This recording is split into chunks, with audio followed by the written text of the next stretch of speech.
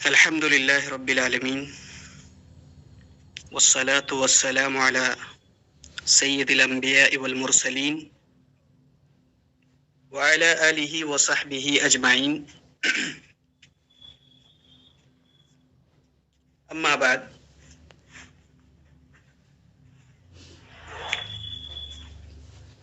أعوذ بالله من الشيطان الرجيم. بسم الله الرحمن الرحيم.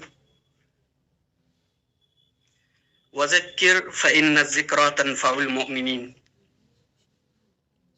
وقال النبي صلى الله عليه وسلم: اغتنم خمسا قبل خمس، حياتك قبل موتك، وصحتك قبل سقمك، وفراغك قبل شغلك، وشبابك قبل هرمك، وغناك قبل فقرك. وقال أيضا: سبعة يظلهم الله في ظله يوم لا ظل إلا ظله، إمام عادل، وشاب نشأ في عبادة الله، ورجل قلبه معلق بالمساجد، إلى آخر الحدیث.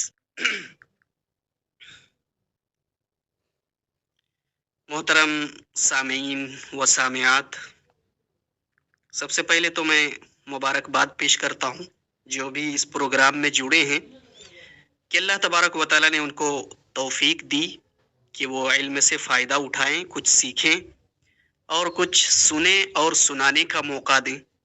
لہٰذا اس کے لیے میں تمام سامعین اور سامعات کا شکر گزار ہوں.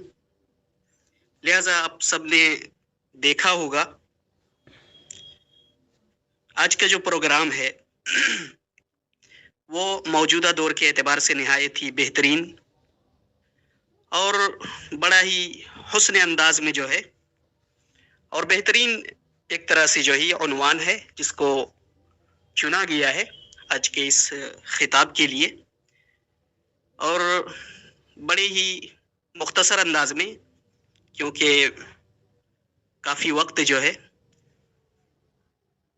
میرے پاس یعنی کہ اوقات کی قلت ہے، جس کی وجہ سے میں نے پہلے ہی آگاہ کر دیا تھا کہ بڑے ہی مختصر انداز میں جو ہے اپنے عنوان کو میں پیش کروں گا.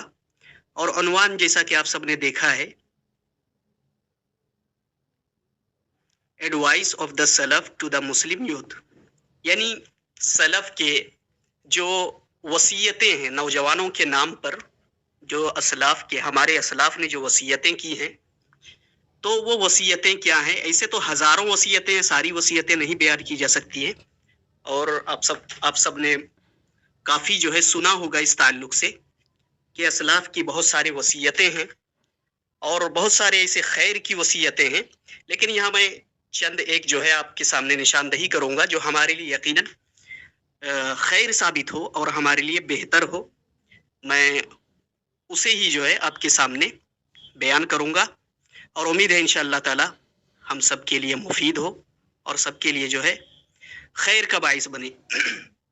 تو سب سے پہلے دیکھیں نوجوانوں کے تعلق سے، اگر آپ قرآن و سنت میں دیکھیں گے، مطالعہ کریں گے، تو نوجوانوں کے تعلق سے نوجوانوں کی بڑی اہمیت ہے. اب کوئی یہ نہ سمجھے کہ اس کے اندر صرف مرد داخل ہے، بلکہ نوجوان چاہے وہ مردوں میں ہو چاہے عورتوں میں ہو، ہر ایک کی جو ہے نوجوان یعنی کہ جوانی کی جو عمر ہے اس کی بڑی اہمیت ہے. اور اہمیت کس وجہ سے ہے؟ میں نے دو حدیث جو ہے آپ کے سامنے پیش کی تھی. اللہ کے نبی صلی اللہ علیہ وسلم کا دو قول آپ کے سامنے پیش کیا جس میں نوجوان یعنی اس عمر کی جو اہمیت ہے اس کو بتلایا گیا ہے کہ جوانی کی عمر ہے اور اس میں عبادت جو کی جاتی ہے اس عبادت کی کیا اہمیت ہے اور جوانی کی کیا اہمیت ہے. ان دونوں احادیث سے جو ہے بالکل واضح ہو کر کے ہمارے سامنے آتا ہے.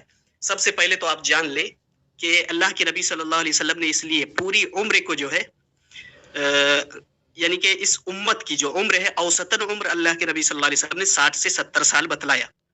علماء نے جو ہے اس کے اہمیت کے پیش نظر اس پوری عمر کو جو ہے انہوں نے تقسیم کیا ہے. عام طور پر عمومی طور پر انہوں نے تقسیم کیا ہے، جس کو بلوغت کی عمر تک جو ہے اسے یعنی کہ بچپنے کا عمر قرار دیا گیا ہے. اور جوانی کی عمر کہاں سے شروع ہو جاتی ہے؟ جیسے ہی بلوغت کی عمر ختم ہوتی ہے تو وہاں سے لے کر کے 40 سال تک جو ہے اس کو اسلاف جو ہے اس کو جوانی کی عمر میں شمار کرتے ہیں، یعنی کہ لگ بھگ 15-16 سال سے لے کر کے 40 سال تک یہ جوانی کا مرحلہ ہوتا ہے، اور یہ سب سے لمبا مرحلہ ہے۔ تمام مرحلوں میں جو ہے جوانی کا مرحلہ سب سے زیادہ اور سب سے لمبا مرحلہ ہے، اور اس کی اہمیت کے پیش نظر بھی۔ پھر اس کے بعد جو ہے 40 سے لے کر کے 50 تک 55 تک اسے کہولت کہا جاتا ہے، یعنی ہلکی کمزوری۔ پھر اس کے بعد جو ہے اس کو جتنا بھی ہے، اس کے بعد جو جتنا بھی جیتا ہے تو اس کو جو ہے بوڑھاپے کا عمر کہا جاتا ہے۔ تو اس طریقے سے جوانی کی اہمیت کیا ہے، اور خاص طور پر ہمارے اسلاف کے جو مشورے ہیں، ہمارے اسلاف نے جو وصیتیں کی ہیں جوانوں کے لیے، نوجوانوں کے لیے، تو یہ بڑی اہمیت ہے کہ انہوں نے آخر خاص کر کے نوجوانوں کے لیے اتنی ساری وصیتیں آخر کیوں کی ہیں۔ تو ظاہر ہے کہ اس کی اہمیت کے پیش نظر ہی ہے، اور اس کی اہمیت کو بتلانا ہی مقصد ہے۔ تو سب سے پہلے اسلاف کے وصیتوں کو جاننے سے پہلے ہم اللہ کے نبی صلی اللہ علیہ وسلم کی احادیث سے دیکھتے ہیں کہ نوجوانوں کی کتنی اہمیت ہے اور اس کی کتنی قدر و قیمت اللہ کے نبی صلی اللہ علیہ وسلم نے بیان فرمائی ہے۔ پہلی حدیث میں دیکھیں، عبداللہ بن عباس رضی اللہ تعالیٰ عنہما کی حدیث ہے، قال رسول اللہ صلی اللہ علیہ وسلم لرجل وهو يعظه۔ حضرت عبداللہ ابن عباس رضی اللہ تعالی عنہما سے مروی ہے کہ اللہ کے رسول صلی اللہ علیہ وسلم نے ایک شخص سے فرمایا، وَهُوَ يَعِظُهُ، اور اس کو آپ صلی اللہ علیہ وسلم کیا کر رہے تھے؟ وصیت کر رہے تھے، نصیحت کر رہے تھے، اور کہا کہ اے شخص سنو، اغتنم خمسا قبل خمس، کہا کہ دیکھو 5 چیزیں ایسی ہیں جس کے یعنی کہ 5 چیزیں ایسی ہیں، اغتنم خمسا قبل خمس، کہ 5 چیزوں کے پہلے یعنی 5 چیزیں ایسی ہیں کہ 5 چیزوں کے آنے سے پہلے جو ہے اسے غنیمت سمجھ لو، اسے غنیمت سمجھو۔ اب وہ 5 چیزیں کیا ہے؟ حیاتک قبل موتک، اللہ کے نبی صلی اللہ علیہ وسلم نے فرمایا کہ تمہاری جو زندگی ہے، یہ اس زندگی کو غنیمت سمجھو، کس سے پہلے؟ تمہاری موت سے پہلے۔ وصحتک قبل سقمک، ایسے ہی اللہ کے نبی صلی اللہ علیہ وسلم نے فرمایا اپنی صحت کو غنیمت سمجھو، اپنی بیماری یعنی بیماری آنے سے پہلے جو ہے اسے غنیمت سمجھ لو۔ تو صحت کی بھی بات آ گئی۔ وفراغک قبل شغلک، اور اپنی فراغت کو یعنی کہ فرصت کو، جب آپ بزی نہ ہوں، جب آپ مشغول نہ ہوں، تو فراغت کو یعنی فرصت کو جو ہے اپنی مشغولیت سے پہلے اسے غنیمت سمجھو۔ وشبابک قبل حرمک، اور پھر اللہ کے نبی صلی اللہ علیہ وسلم نے خاص کر کے نوجوان کی عمر جو ہے، نوجوانی کی عمر جو ہے اس کی بھی اللہ کے نبی صلی اللہ علیہ وسلم نے نشاندہی کی، اور کہا کہ وشبابک قبل حرمک، اور اپنی جوانی کو اپنی بڑھاپے سے پہلے۔ یہاں پہ دیکھیں، غور کرنے کا مقام ہے، اللہ کے نبی صلی اللہ علیہ وسلم نے یہاں فرمایا کہ سب سے پہلا جملہ جو ہے حیاتک قبل موتک، کہ اپنی زندگی کو اپنی موت سے پہلے غنیمت سمجھو۔ تو زندگی میں تو سارے ہی مرحلے آ گئے، اس پہ بچپنا بھی آ گیا، اس پہ جوانی بھی آ گئی، اس پہ بڑھاپا بھی آ گیا، لیکن یہاں خاص کر کے آگے جو ہے اللہ کے نبی صلی اللہ علیہ وسلم کہہ رہے ہیں وشبابک قبل حرمک، اور اپنی جوانی کو اپنے بڑھاپے سے پہلے غنیمت سمجھو۔ تو پتہ یہ چلا کہ خاص کر کے اللہ کے نبی صلی اللہ علیہ وسلم زور دے رہے ہیں اور توجہ دلا رہے ہیں کس کو؟ نوجوانوں کو، کیونکہ یہ وہی عمر ہے جس میں جو ہے ساری چیز کا فیصلہ ہوتا ہے کہ وہ کس طرف جائے گا، صحیح ہوگا غلط ہوگا۔ اگر نوجوانوں کے ذہنوں میں کوئی ایسی چیز بیٹھ گئی جو اس کو غلط راستے پر لے گئی، تو پھر وہ پوری زندگی جو ہے اسی راستے پر چلے گا، اور اسی راستے پر جو ہے جائے گا۔ اس کا مائنڈ، اس کا جو مائنڈ سیٹ ہے، اس کا جو عقل ہے، اسے جس طرف لے جائے گی وہ اسی طرف ہو جائے گا، اور اسی راستے پر جو ہے وہ چلنا شروع ہو جائے گا۔ اس لیے نوجوانوں کو خاص کر کے جو ہے زور دیا گیا ہے کہ اپنی جوانی کی حفاظت کرو، اور خصوصی طور پر دین کے معاملے میں، ہدایت کے معاملے میں، دین کے معاملے میں، ہدایت کے معاملے میں جو ہے اللہ کے نبی صلی اللہ علیہ وسلم نے اپنی جوانی کی حفاظت کرنے کی اللہ کے نبی صلی اللہ علیہ وسلم نے وصیت کی ہے۔ اور اس کی کتنی اہمیت ہے، اگر کوئی نوجوان اپنے آپ کو سنوار لیتا ہے، اپنی جوانی کی جو ہے حفاظت کر لیتا ہے، اور صحیح دین اور صحیح راستے کے مطابق جو ہے اپنی زندگی کو گزارتا ہے اللہ کی عبادت میں، تو اس کی کیا اہمیت ہے۔ اب فضیلت دیکھیں، اللہ کے نبی صلی اللہ علیہ وسلم بیان فرماتے ہیں کہ سبعۃ یظلہم اللہ فی ظلہ یوم لا ظل الا ظلہ. آپ کو معلوم ہے کہ قیامت کا دن کتنا بھیانک اور کتنا ہولناک دن ہوگا. وہ دن جس دن جو ہے اللہ کے نبی صلی اللہ علیہ وسلم فرماتے سورج کو قریب کر دیا جائے گا اور لوگ پسینوں میں ڈوب رہے ہوں گے. پسینوں کا عالم کیا ہوگا کہ کوئی گھٹنے تک ڈوبا ہوگا, کوئی کمر تک, کسی کا پسینہ جو ہے اس کے منہ کو لگام دے رہا ہوگا. یعنی اس قدر لوگ پسینوں میں ڈوب رہے ہوں گے اور ایسا بھیانک عالم ہوگا, اور لوگ جو ہے پیاس کی شدت سے تڑپ رہے ہوں گے. ایسے موقع پر اللہ کے نبی صلی اللہ علیہ وسلم حوض کوثر کا پانی بھی پلائیں گے اپنی امتوں کو پہچان کر کے. اور پہچاننے کی صورت کیا ہوگی کہ اللہ کے نبی صلی اللہ علیہ وسلم غرب محجلین, ان کے اعضائے وضو کی جو آثار ہیں, وضو کرنے کی وجہ سے جو ان کے اعضاء ہوں گے وہ چمک رہے ہوں گے, جس کی وجہ سے اللہ کے نبی صلی اللہ علیہ وسلم انہیں پہچان لیں گے. تو بہرحال یہ مقصد نہیں ہے, کہنے کا مقصد یہ کہ گرمی بڑی شدت سے ہوگی. اس دن اللہ تبارک و تعالیٰ 7 قسم کے لوگوں کو اپنے عرش کے نیچے, سایہ رحمت کے نیچے اللہ تبارک و تعالیٰ انہیں جگہ دے گا. اس میں کون کون ہیں, 7 قسم کے لوگ کون ہیں؟ تو یہاں اس حدیث میں دیکھیں گے تو 2 مقامات پر اللہ کے نبی صلی اللہ علیہ وسلم نے ان 7 قسموں میں 2 یعنی کہ 2 جگہ پر صرف نوجوانوں کا تذکرہ کیا ہے. سب سے پہلے بیان فرمایا امام عادل, ایسا امام جو عدل و انصاف کرنے والا ہو. امام سے مراد یعنی کہ کسی بھی چیز کا, کسی بھی سرمایہ کا ذمہ دار ہو, کسی معاشرے کا ذمہ دار ہو, تو اس کا ذمہ دار. امام عادل سے مراد وہی ہے بادشاہ وقت ہو اور وہ اپنی رعایا کے ساتھ اور اپنی قوم کے ساتھ وہ عدل و انصاف سے کام کرتا ہو. تو اللہ کے نبی صلی اللہ علیہ وسلم نے فرمایا کہ اسے جو ہے اللہ رب العالمین قیامت کے دن اپنے سایہ رحمت کے نیچے اسے جگہ دے گا. دوسرے نمبر پر جو ہے وشاب نشأ فی عبادت اللہ, اور اللہ رب العالمین اس نوجوان کو, اس جوان کو بھی اللہ تبارک و تعالی اپنے سایہ رحمت کے نیچے, یعنی کہ آپ غور کریں وہ مقام جو ہے, وہ دن اور اس دن کی کیفیت کیا ہوگی. ایسے وقت میں اللہ رب العالمین کے عرش کا سایہ کسی کو مل جائے تو یہ کتنی بڑی نعمت ہوگی.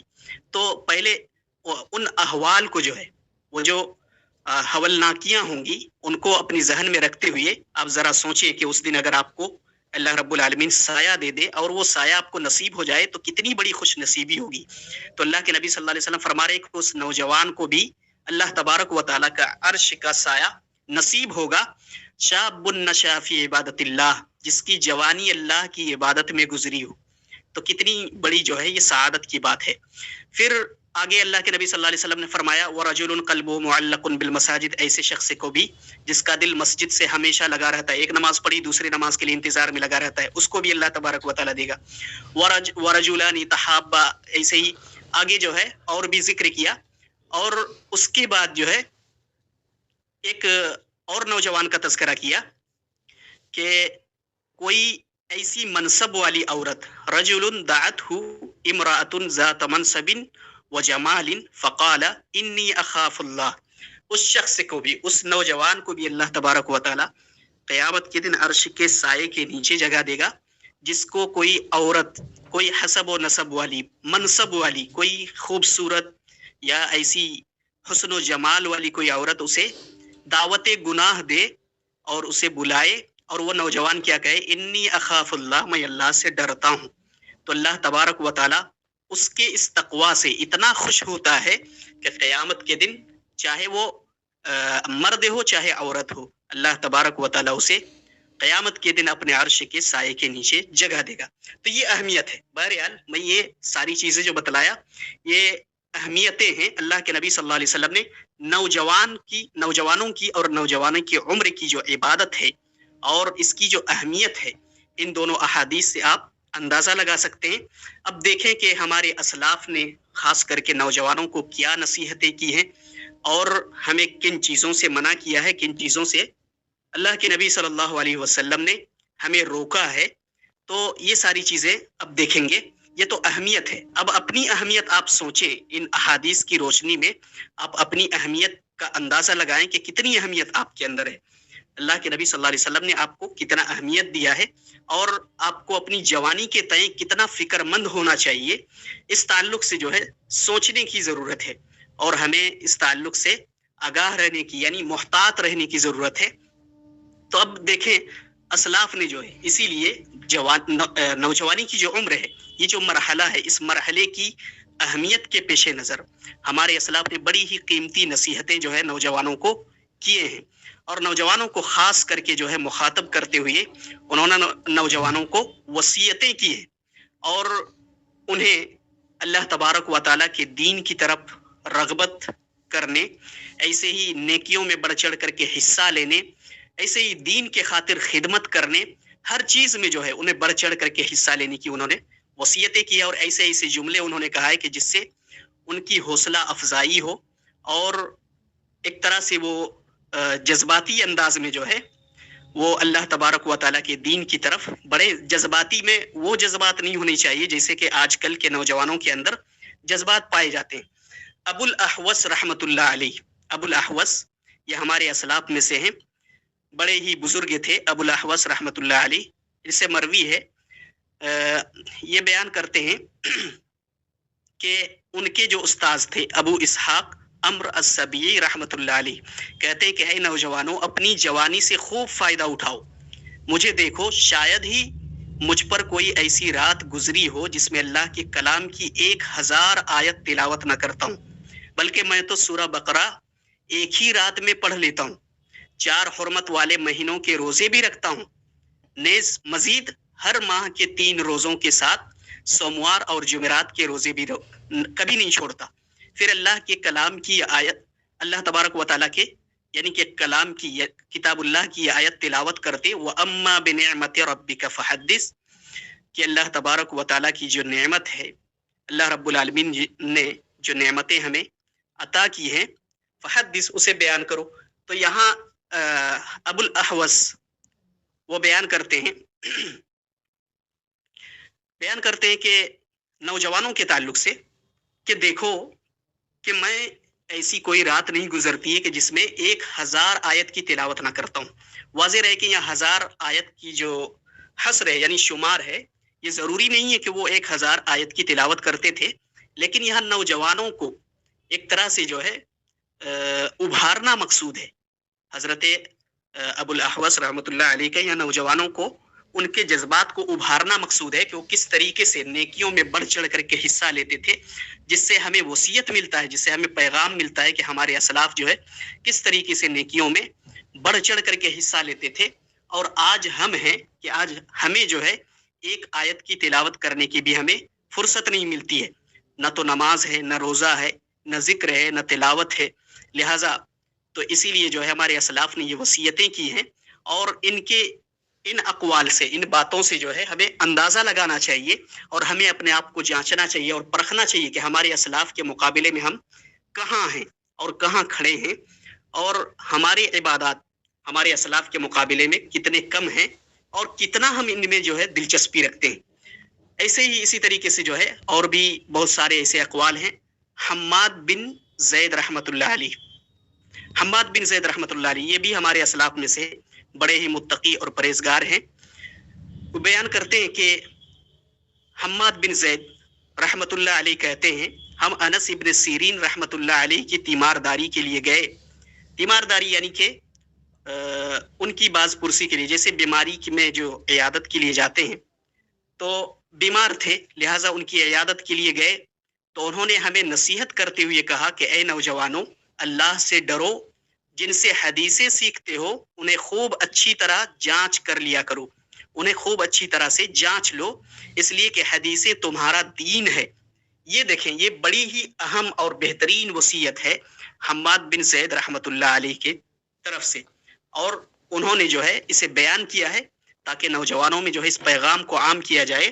اور آج ہمیں جو ہے اس کو سمجھنے کی سب سے زیادہ ضرورت ہے، کیونکہ آج فتنہ جو ہے اس قدر پھیلا ہوا ہے کہ لوگ جو ہے ہر راستے پر بیٹھے ہوئے ہیں گمراہ کرنے کے لیے۔ ایک طرح سے کہا جائے تو دین کے ٹھیکیدار، یعنی کہ دین کو بیچ رہے ہیں، اور دین کے نام پر جو ہے وہ گمراہیاں پھیلا رہے ہیں، اور بہت سارے ایسے جو علماء کی بھیس لے کر کے لوگوں کو جو ہے گمراہ کر رہے ہیں، صحیح اور ضعیف احادیث کی پرواہ کیے بغیر لوگوں کو، خصوصاً نوجوانوں کو جو ہے وہ بھٹکا رہے ہیں، اور نوجوانوں کو جو ہے گمراہ کیا جا رہا ہے۔ کیوں؟ اس لیے کہ وہ جذباتی ہوتے ہیں، اور جذباتیت میں آ کر کے جو ہے وہ اپنا راستہ سمجھ نہیں پاتے، اور ایسے میں جو ہے وہ گمراہ ہو جاتے ہیں اور گمراہی کی راہ اختیار کر لیتے ہیں. اور پھر کیا ہوتا ہے، نقصان بہت زیادہ ہوتا ہے، بڑا ہی لمبا، جسے کہا نہیں جا سکتا. کہ آپ نے دیکھا ہوگا کتنے ایسے نوجوان جو مسلمان تھے، لیکن جب مغرب، یعنی کہ مغربی تہذیب جسے کہا جاتا ہے، ویسٹرن کلچر، جب وہ وہاں گئے اور جب ان کی تہذیب میں جب وہ لت پت ہوئے، تو بہت سارے ایسے نوجوانوں جو کہ لادین ہو گئے اور وہ اسلام کے خلاف جو ہے طنز کرنے لگے، کہنے لگے یہ کیسا دین ہے جو عورتوں کو جو ہے چار دیواری کے اندر قید کرتا ہے، اسے نکلنے نہیں دیتا ہے. نقاب، یعنی کہ ایک طرح سے عورتوں کو جو ہے قید اور ایک طرح سے مجبور کر کے رکھتا ہے. یہ شکوک اور شبہات ہے جو ان لوگوں نے جو ہے نوجوانوں کے دلوں میں ڈالا، اور اس طریقے سے انہیں جو ہے گمراہ کرنا شروع کیا. اور پھر وہی نوجوان اسلام کے خلاف کھڑے ہو گئے اور سوال اٹھانے لگے، اسلام پر جو ہے انگلیاں اٹھانے لگے. اسی طریقے سے اور بھی بہت ساری چیزیں ہیں اسلام پر، جیسے مرد کے لیے 4 شادیوں کی اجازت ہے، عورتوں کے لیے صرف 1 ہے. تو یہاں بھی وہ نقطہ نکالنے لگے اور اسلام کے خلاف جو ہے وہ ایسے سوالات کرنے لگے کہ آخر کیوں مرد کے لیے 4 شادیاں ہیں، عورتوں کے لیے صرف 1 ہے. حالانکہ یہ ساری چیزیں کس وجہ سے، وہ اسلام کو نہ سمجھنے کی وجہ سے، اسلام کی معرفت نہ رکھنے کی وجہ سے وہ گمراہ کس لیے ہوئے. غیروں نے جو ہے انہیں اپنے چنگل میں اور اپنے جال میں پھنسا لیا. کس وجہ سے؟ دین سے دور ہونے کی وجہ سے، علم سے دور ہونے کی وجہ سے. ایسے ہی قربانی کے مسائل ہیں، حج کے مسائل ہیں، ان سب پر بھی جو ہے وہ اعتراض کرتے ہوئے نظر آتے ہیں کہ قربانی میں اتنا مال کیوں خرچ کیا جاتا ہے، جس میں جو ہے قوم و ملت کی بھلائی کے لیے خرچ کیا جائے تو اس سے زیادہ فائدہ ہوگا. حج میں اتنا پیسے کیوں خرچ کیے جاتے ہیں، اس کو بھی جو ہے قوم و ملت کی بھلائی کے لیے لگایا جا سکتا ہے، غریبوں کی مدد کی جا سکتی ہے. کوئی حج کرنے جائے اس کے بدلے غریبوں میں مدد کر دے. تو یہ ساری چیزیں جو ہے، یہ سارے فتنے کس لیے کھڑے ہوتے ہیں؟ نوجوانوں کے دین سے دوری ہونے کی وجہ سے. تو یہاں جو ہے بڑی بہترین وصیت ہے حماد بن زید رحمۃ اللہ علیہ کی. وہ کہتے ہیں کہ ہم انس بن سیرین کی جب عیادت کے لیے گئے تو انہوں نے ہمیں خاص کر کے، یعنی کہ ایک طرح سے ایسا لگ رہا تھا کہ وہ ڈر رہے ہوں کہ آنے والے نوجوانوں سے، جیسے وہ ڈر رہے ہوں کہ کہیں وہ جذبات میں بہہ کر کے گمراہی میں نہ چلے جائیں، یعنی کہ گمراہی کو جو ہے وہ ہدایت سمجھ کر کے اور اسے دین نہ سمجھنے لگے. اسی لیے انہوں نے کہا کہ اے نوجوانوں، اللہ سے ڈرو، اللہ سے ڈرو، اور جن سے حدیثیں سیکھتے ہو انہیں خوب اچھی طرح جانچ لیا کرو اور احادیث کو بھی جانچ لیا کرو. آج ہمارا تو حال یہ ہے کہ کوئی بھی روایت، یعنی کہ کسی نے شیئر کیا، ہم نے دیکھا، صحیح سے پڑھا نہیں، صحیح سے سنا نہیں، اسے آگے فارورڈ کر دیا. تو یہ بڑی جو ہے ایک طرح سے غیر دانش مندی ہے. یہ ایک طرح سے جو ہے یہ بڑی بے وقوفی بھی کہی جا سکتی ہے کہ ایسی چیزیں ہمیں شیئر نہیں کرنی چاہیے، ہمیں نشر نہیں کرنی چاہیے جس کے بارے میں ہمیں صحیح سے علم نہ ہو اور اس کے احوال اور اطراف کے بارے میں ہمیں علم نہ ہو. اور سب سے بڑا فتنہ ابھی کا جو ہے کہ ہمارے نوجوانوں کا ایسے ماڈرن اور ایسے لیبرل قسم کے علماؤں سے تعلق رکھنا اور ان سے جڑنا جو دین سے دور کر رہے ہیں. حقیقت میں وہ لادین ہے، حقیقت میں ان کے پاس علم نہیں ہے، لیکن اپنے چرب زبانی کی وجہ سے اور اپنی قول اور اقوال کی وجہ سے، کیونکہ آج خصوصی طور پر آج ہمارے نوجوان طبقہ جو گمراہ ہوئے ہیں ان کے کس وجہ سے، کہ وہ دیکھتے ہیں کہ فلاں کے سبسکرائبر کتنے ہیں، فلاں کے فالوورز کتنے ہیں، ان کے لائکس کتنے آتے ہیں، کمنٹس کتنے آتے ہیں. یہ ساری چیزیں دیکھ کر کے جو ہے آج خصوصاً نوجوان طبقہ جو ہے پاگل ہو جاتے ہیں اور ان کے پیچھے وہ بھی ان کو جو ہے فالو کرنے لگ جاتے ہیں. حالانکہ یہ دین سیکھنے کا یہ معیار نہیں ہے. اللہ کے نبی صلی اللہ علیہ وسلم نے یہ کہیں بھی نہیں بتلایا ہے ایسا کہ کوئی مشہور اور معروف ہو جائے اور لوگوں میں جو ہے وہ معروف اور مشہور ہو جائے تو اسی سے دین اور علم حاصل کرنا سیکھنے لگ جاؤ. تو ایسا کہیں بھی نہیں کہا گیا. اسی لیے ہمارے اسلاف نے بھی آگاہ کیا ہے اور کہا کہ انہیں جانچو جن سے دین سیکھ رہے ہو. تو ہمارے لیے یہ ضروری ہے کہ ہمیں جذبات میں آ کر کے کسی کا بھی فالوور بن کر کے اور پھر ان کو فالو کرنے لگ جائیں اور انہیں ایسے ماننے لگ جائیں کہ کسی اور غیروں کی بات، یعنی کہ علماء کرام جو بات ہمیں بتلائیں، جو نصیحتیں کریں، وہ ہمیں برا لگنے لگ جائے. تو یہ ایک بہت بڑا فتنہ ہے، یہ جذباتیت کا فتنہ ہے. تو لہٰذا میں تمام سامعین اور سامعات جو نوجوان ہیں، میں ان سے خصوصی طور پر اس سے بچنے کی تلقین کرتا ہوں، اور میں یہ وصیت میری طرف سے بھی یہ وصیت ہے کہ ایسے علماء سے بچیں، ایسے علماء سو جن کو کہا جاتا ہے، جو ہدایت کے نام پر گمراہی پھیلاتے ہیں. تو لہٰذا آپ کو اپنے حقیقی جو علماء ہیں انہیں پہچاننے کی ضرورت ہے، انہیں جاننے کی ضرورت ہے. جذباتیت میں بہنے سے خود اللہ کے نبی صلی اللہ علیہ وسلم نے بھی منع کیا ہے. اب دیکھیں، ایک روایت میں آپ کے سامنے پیش کرتا ہوں. حضرت عبداللہ بن عمر رضی اللہ تعالیٰ عنہ کہ جذبات میں، دین میں جو ہے جذباتیت سے کام نہیں لیا جاتا ہے. کہ آج کل کے نوجوان ہوتے ہیں کہ دین میں بھی جذبے میں آ کر کے اور جذباتیت میں بہ کر کے جو ہے بہت سارے، حقیقت میں وہ کرتے تو صحیح ہیں، لیکن یہ ہے کہ صحیح کرتے ہیں لیکن اس صحیح کے اندر جو ہے وہ کافی غلو کر جاتے ہیں. تو غلو سے ہمیں بچنا ہے. ایک روایت میں جو ہے بیان کر کے اور اپنے اس خطاب کو ختم کروں گا انشاءاللہ. آخری چیز جو ہے، آخری بات ہے جو میں کہنا چاہتا ہوں کہ جذباتیت میں ہمیں نہیں بہنا ہے، اور اپنے دین اور اپنے اعتقاد، عقیدے کی جو ہے ہمیں حفاظت کرنی ہے، اور جو صحیح ہو اس صحیح دین اور صحیح عقیدے کی مطابق ہمیں جو ہے چلنا ہے.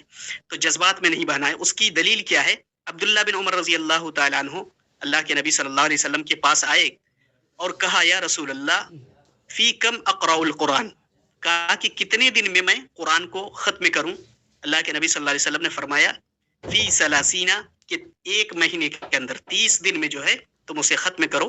تو عبداللہ بن عمر رضی اللہ تعالیٰ عنہ ہمارے جیسے اسے نوجوان تھے، اور ان کے اندر بھی ایسے ہی جذبہ تھا. کہا کہ اللہ کے رسول، میں 30 دن آپ اتنی لمبی جو ہے مدت میرے لیے باندھ رہے، اطیق اکثر من ذالک، کہا کہ اس سے میں یعنی کہ میں اس سے کم میں ہی، یعنی کہ میں کہیں زیادہ طاقت رکھتا ہوں، کہیں زیادہ میرے اندر طاقت اور قوت ہے کہ میں قرآن کو 30 مہینے میں، آپ ایک مہینے میں ایک بار ختم کرنے کے لیے کہہ رہے، میں تو اسے روزانہ بھی ختم کر سکتا ہوں. تو اللہ کے نبی صلی اللہ علیہ وسلم نے کہا کہ اگر تم نہیں مانتے ہو ففی 20، کہا کہ جاؤ 20 دن میں ختم کرنا. تو اس کے بعد بھی حضرت عبداللہ ابن عمر رضی اللہ تعالیٰ عنہ نے اعتراض کیا اور کہا کہ میں اس سے بھی زیادہ طاقت رکھتا ہوں. تو اللہ کے نبی صلی اللہ علیہ وسلم نے کہا ففی 10، تو جاؤ 10 دن میں ختم کرنا. تو اس کے بعد بھی کہا کہ فإنی اطیق اکثر من ذالک، کہا اللہ کے رسول میں اس سے بھی زیادہ طاقت رکھتا ہوں. اللہ کے نبی صلی اللہ علیہ وسلم نے کہا کہ ففی 5، کہا کہ جاؤ 5 دن میں ختم کرنا. اس کے بعد بھی نہیں مانے. حضرت عبداللہ ابن عمر رضی اللہ تعالیٰ عنہ اس کے بعد بھی نہیں مانتے ہیں. کہا اللہ کے رسول میں اس سے بھی زیادہ طاقت رکھتا ہوں. تو اللہ کے نبی صلی اللہ علیہ وسلم نے کہا کہ جاؤ 3 دن میں ختم کرو، ولا اقل من ھذا، اور اس سے کم مت کرو، کیونکہ جو اس سے کم میں پڑتا ہے تو گویا کہ اس نے نہ تو اس کو سمجھا اور نہ ہی اسے کوئی فائدہ ہوا، اور نہ ہی اس سے جو ہے اس کو کوئی فائدہ پہنچ سکتا ہے. تو جذبات میں، دین کے معاملے میں جو ہے ہمیں جذبات میں نہیں پڑنا. یہاں بھی اللہ کے نبی صلی اللہ علیہ وسلم نے انہیں جذبے میں آ کر کے جو ہے قرآن کو ایسی جلد بازی میں ختم کرنے سے منع کیا. کیونکہ ایسا ختم کرنے سے انہیں کوئی فائدہ نہیں، اور نہ ہی انہیں کوئی خاص ایسا فائدہ ہو سکتا ہے، کیونکہ جب تک انہیں سمجھ نہ آئے، وہ صحیح طریقے سے اسے سمجھ کر کے نہ پڑھیں، تو پھر ایسی پڑھائی کا اور اس طریقے سے جلد بازی کا جو ہے کوئی فائدہ نہیں ہوتا ہے.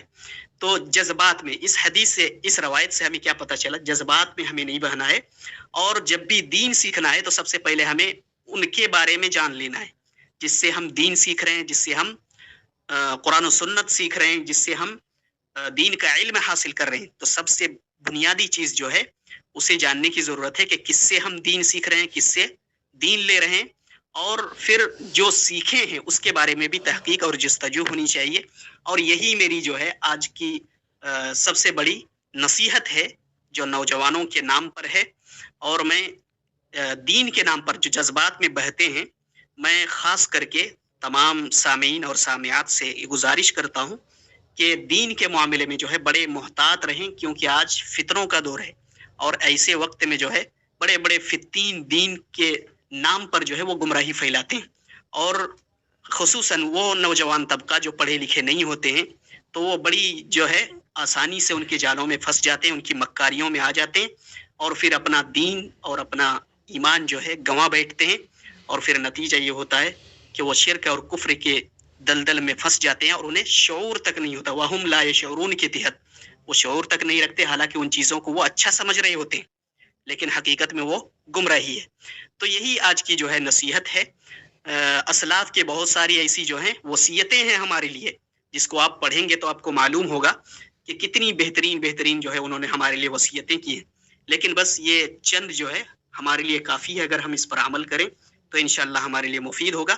اور اللہ تبارک و تعالیٰ سے دعا گو ہوں کہ ہمارے لیے اللہ تبارک و تعالیٰ آج کے اس پروگرام کو، اس نصیحت کو فائدہ مند بنائے، اور جنہوں نے بھی اس پروگرام میں شرکت کی ہے اس نصیحت سے فائدہ اٹھانے کی توفیق عطا فرمائے، اور ہماری تمام نوجوان نسلوں کو اللہ تبارک و تعالیٰ صحیح دین سے واقفیت عطا فرمائے، اور صحیح دین کے مطابق اور دین شرعی اور صحیح کتاب و سنت کے مطابق جو ہے زندگی گزارنے کی توفیق عطا فرمائے، اور علماء سو کو پہچان کر کے اور انہیں علماء حق سے جو ہے دین حاصل کرنے کی توفیق عطا فرمائے. آمین. وآخر دعوانا الحمد للہ رب العالمین.